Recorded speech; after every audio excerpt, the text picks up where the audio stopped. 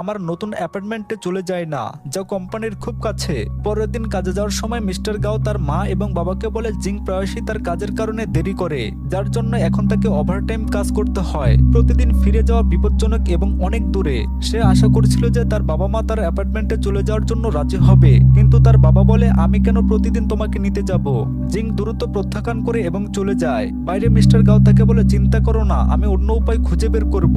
পরে একটি মিটিং হয় যেখানে গাও গ্রুপের আসনে অ্যানিভার্সারি নিয়ে আলোচনা হয়। ডিজাইন ডিপার্টমেন্টের নতুন ধারণা উপস্থাপন করে, কিন্তু তাদের মধ্যে কোনোটি মিস্টার গাওকে খুশি করতে পারে না। জিং তখন তার ধারণা শেয়ার করে এবং মিস্টার গাও এবং ডিরেক্টর ডু দুজনেই এটি পছন্দ করে। ডিরেক্টর ডু তাকে বলে, তুমি অ্যানিভার্সারিতে এই থিমটি উপস্থাপন করবে, যা একজন সহকর্মী ডিংকে ঈর্ষান্বিত করে। পরে মিস্টার গাও জিং এর মা এবং বাবাকে তার অ্যাপার্টমেন্টে দেখতে আমন্ত্রণ জানায় এবং তাদের বলে যে এটি কোম্পানির খুব কাছে। জিং এর বাবা মা লাক্সারিয়াস অ্যাপার্টমেন্টটি পছন্দ করে। তার বাবা জিজ্ঞাসা করে, তুমি কি আমার ছাত্রদের জন্য এইসব দিচ্ছ?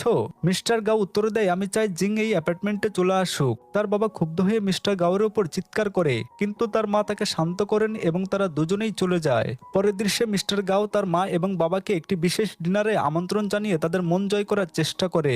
আসার সময় তার বাবা তার মাকে বলে, আমার মনে হয় সে আমাকে মাতাল করে দেবে, যাতে সে আমাদের মেয়েকে নিয়ে যেতে পারে, কিন্তু আমি এটা হতে দেব না। মিস্টার গাও এতে ভয় পেয়েছিল যে সে বাবার তলোয়ারটিও লুকিয়ে রেখেছিল। মা এবং বাবা ডিনারে পৌঁছালে সে তাদের সাথে খায় না, কারণ সে জিং এর জন্য অপেক্ষা করছে, কারণ সে ওভারটাইম কাজ করছে। পরে জিং তার জিনিসপত্র মিস্টার গাওয়ের অ্যাপার্টমেন্টে নিয়ে যায়, কারণ তার বাবা অবশেষে অনুমোদন দিয়েছেন। মিস্টার গাও বলে, তুমি তোমার পছন্দ মতো অ্যাপার্টমেন্টটি সাজাতে পারো, আমি চাই এর প্রতিটি কোণে তোমার উপস্থিতি থাকুক। জিং তখনই মিস্টার গাওয়ের একটি শার্ট পরে বেরিয়ে আসে, কারণ সে তার রাতের পোশাক আনেনি। মিস্টার গাও তাকে খুব কিউট মনে করে, কিন্তু জিং বুঝতে পারে না যে সে তার হৃদয়কে কতটাই দ্রুত স্পন্দিত করেছে। পরের দিন জিং গাও গ্রুপের অ্যানিভার্সারি থিমের ওপর কঠোর পরিশ্রম করতে শুরু করে এবং মিস্টার ডুও তার প্রচেষ্টার প্রশংসা করেন, যা তার সহকর্মীদের আরো ঈর্ষান্বিত করে তোলে। ওভারটাইম কাজ করার সময় সে মিস্টার গাওয়ের অফিসে ঘুমিয়ে পড়ে।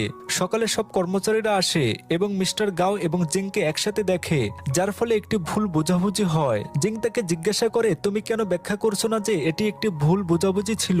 মিস্টার গাও উত্তর দেয়, ব্যাখ্যা করার কি আছে, আমরা একটি লিভ ইন রিলেশনশিপে আছি। ঠিক তখনই তারা জানতে পারে যে একটি প্রতিদ্বন্দ্বী কোম্পানি তাদের অ্যানিভার্সারির জন্য একটি সিমিলার পোস্টার ব্যবহার করছে। তাদের দলের কেউ ডিজাইনটি ফাঁস করেছে। মিস্টার গাও আদেশ দেয়, অবিলম্বে প্ল্যান বি তে সুইচ করো। পরের দৃশ্যে একটি বোর্ড অফ ডিরেক্টরস মিটিং হয়, যেখানে কে পোস্টারটি ফাঁস করেছে তা নিয়ে আলোচনা হয়। তারা সিসিটিভি ফুটেজ চেক করে, যেখানে তারা রাতে ডিরেক্টর ডুয়ের অফিসে জিংকে দেখে। সবাই তাকে দোষারোপ করতে শুরু করে, কিন্তু মিস্টার গাও বলে, আমরা শুধু একটি ফুটেজের ভিত্তিতে তাকে অভিযুক্ত করতে পারি না। Director duo জিংকে